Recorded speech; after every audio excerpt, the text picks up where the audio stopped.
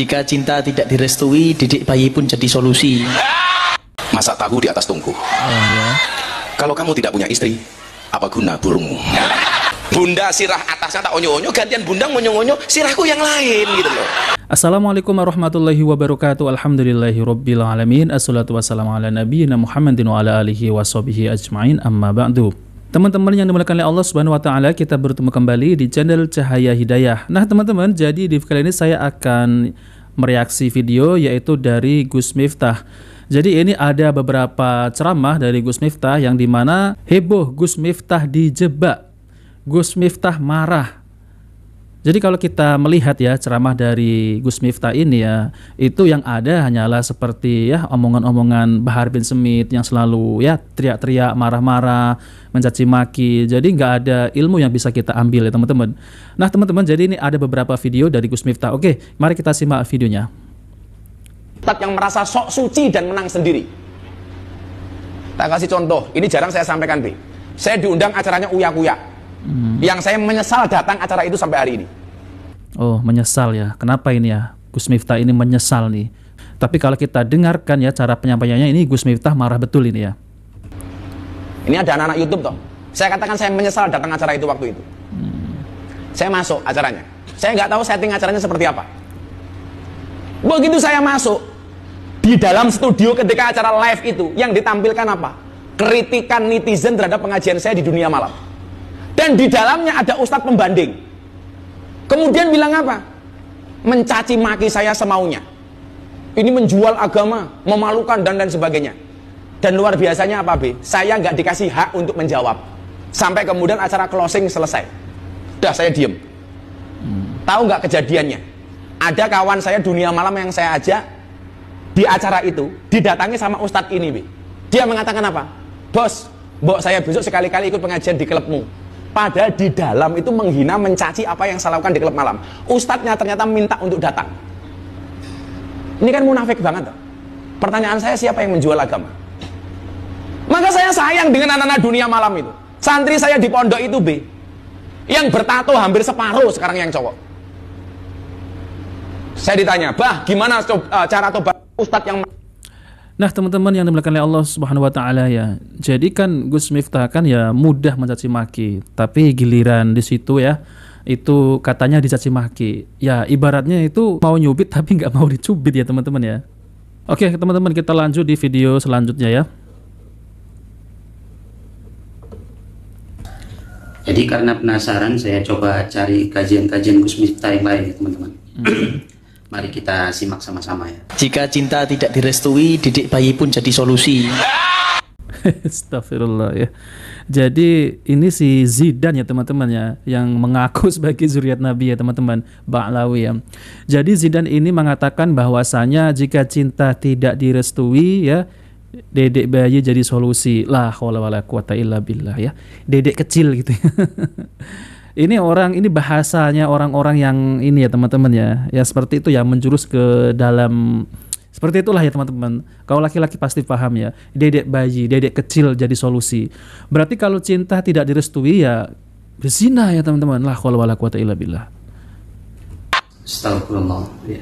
Ini Habib apa ya? Zidan ya. Zidan, jangan bisa ngomong seperti ini di depan kajian umum ya, kajian agama. Subhanallah. Minum susu, makannya roti. Masak tahu di atas tungku.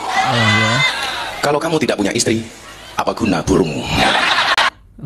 Astagfirullah ya. Ingat ya teman-teman ya, itu ceramah loh di depan para jamaah yang ratusan ya. Di situ ada laki-laki, ada perempuan, ada bapak-bapak, ada emak-emak, ya ada usia yang di bawah umur ya teman-teman ya.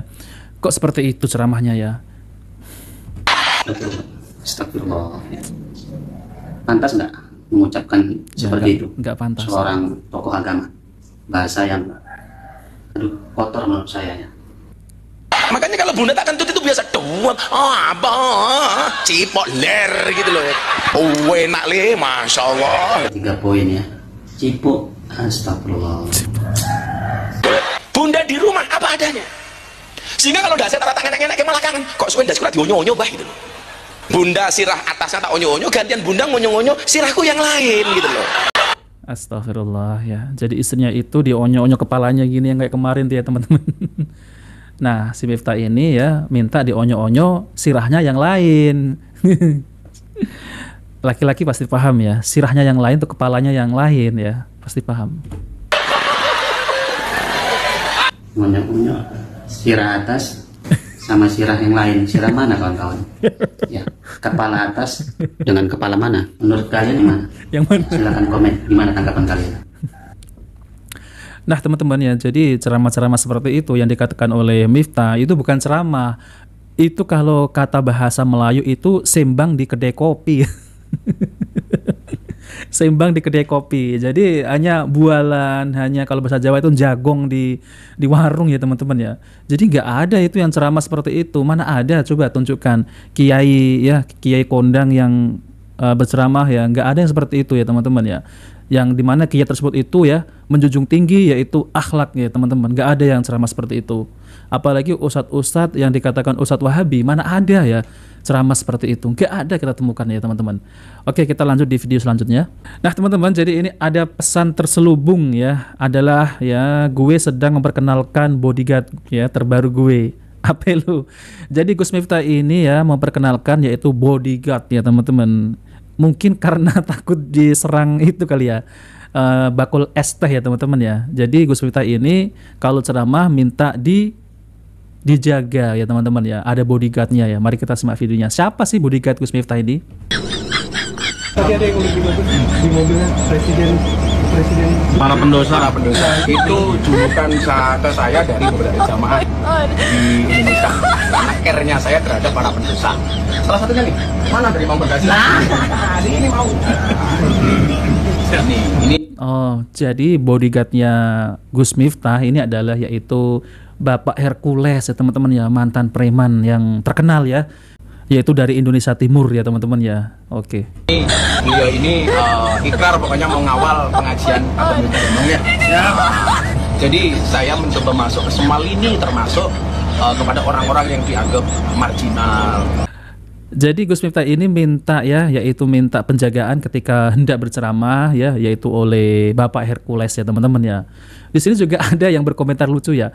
Kenapa dengan pengajianmu ya, kenapa harus dikawal ya?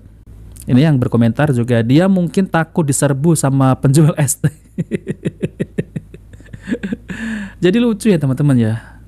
Nah seperti itulah ya teman-teman ya. Jadi kualitas ceramah dari Bapak Miftah ini ya, itu ceramahnya itu sangat di luar akal ya teman-teman ya. Bahkan sekelas ya ustadz saja ya teman-teman nggak berani itu mengatakan di depan umum, di depan jamaah itu seperti itu ya.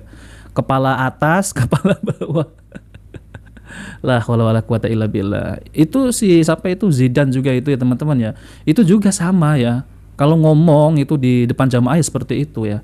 Bahkan kemarin juga merayu ya seorang gadis ya, pakai bahasa apa Inggris lah, lalu apalah itu ya teman-teman.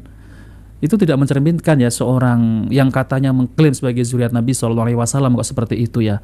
Ini memalukan ya teman-teman ya. Memalukan yaitu nasab Nabi, padahal nasabnya itu dipertanyakan ya. Habib Alawi ini kan sudah dia nasabnya itu dipertanyakan, yaitu apa namanya itu tidak bersambung, yaitu kata Kiai Imaduddin Al-Bantani ya teman-teman ya.